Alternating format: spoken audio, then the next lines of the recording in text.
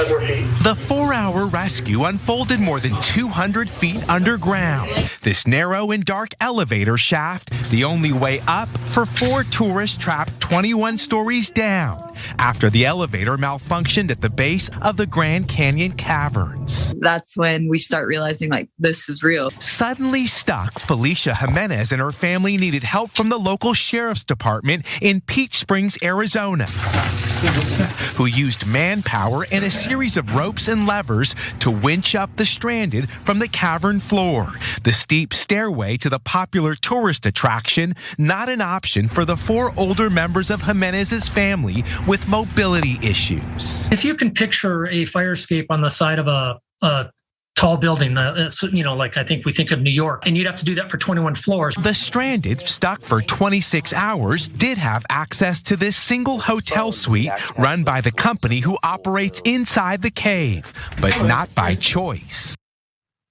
This story went from disaster to surprise there. What kind of room is this? Anyway, this family got stuck for 30 hours down at the bottom of Arizona's Grand Cavern Caves over the week, this past week, and they trapped because of that faulty elevator that they found there. One thing that the report did not point out was this little nugget, which I think is fun. According to Seligman Fire Chief Gary Bennett, the husband of the second couple was also able to take the stairs. There were stairs on the side to the surface, but decided to return to the cavern to stay with his wife at the motel suite located at the bottom of the caverns on Sunday night until the elevator became operational yet again. That couple took the elevator back to the surface on Monday together. I'm not sure how maybe after he got like 10 floors up, he could still hear his wife going, "Gary, you better get your ass back down here." I don't know, maybe it did. I don't know if his name is Gary either. Oh, I'm sorry, the police chief's name is Gary. I didn't realize that. So I'm sorry. So he came back down, spent time with his wife and his family. He said, "I'm gonna stay in this suite. I don't care how many bugs are down here." Anyway, it goes. They were trapped by this whole suite. Let's look at pictures of this suite, because this is what's fascinating about this.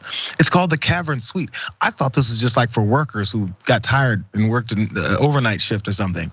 But they actually rent this out, and these are links to the luxurious accommodations. It says, experience the deepest, darkest, quietest hotel room in the entire world, when the cavern becomes your room for the night. That's not appealing, bro.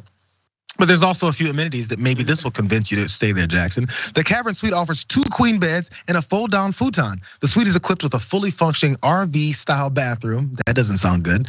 A kitchenette, doesn't sound good.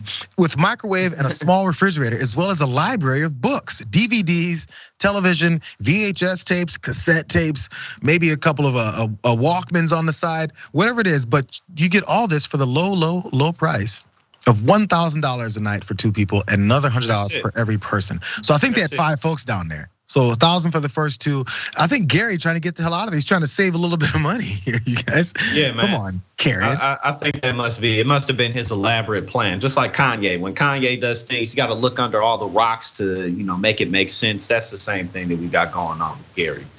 But I didn't mean to call Gary's wife Karen. I would call her Catherine. I don't know. I'm just throwing names out there. It worked, man. All of this works out just fine.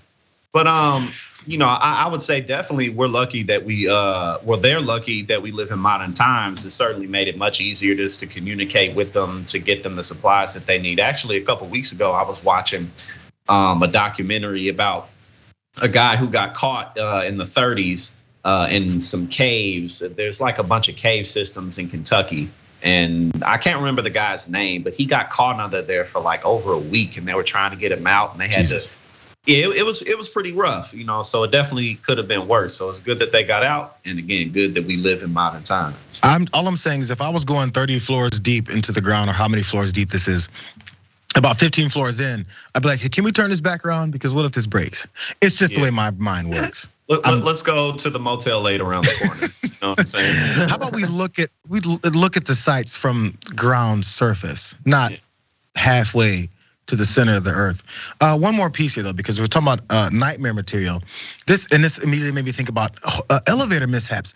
There's this video that's floating around the social medias that I've seen a couple of people shoot at me. Watch this really fast. There's no sound here, but look at how close of a call this was to pure death.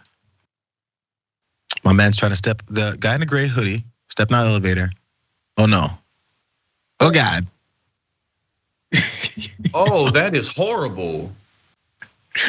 I wish you guys had Jackson's face when he saw that the first time. Because it was like, what? Yeah. Like, who built that? Like, whoever built that did not have liability in mind whatsoever. Yeah, the nature of not knowing what's moving in that situation when you expect the floor to stay there, you may think that what you're stepping onto is moving when what you're stepping off from is what's moving. And luckily, he had the wherewithal to dive back in. That could have been really bad. Like horrific. Oh my God. Anyway, the New York Post, as you see, had posted this, and they said it's unclear what the nature of that malfunction was in this last elevator mishap. But bystanders claim that following that near guillotining, there was a loud roar, smoke, and even a fire alarm. Jesus. I don't know where that was, but wherever it was, stay away from it. I can't stop thinking about that. Yeah, I've never even seen anything quite like that. You know, I've seen stuff like that in apartments and stuff, but it's a little different. I had a friend in college who kept opening the doors manually as they got to different floors. And one point he did it halfway. And so then it stuck because he kept messing with it. And it was about halfway. And whoever was in the elevator with him were like, let's just climb out. And they were like, well, what if it starts up again as we're halfway climbed out? It was ridiculous. At least that was his fault. This was a malfunction.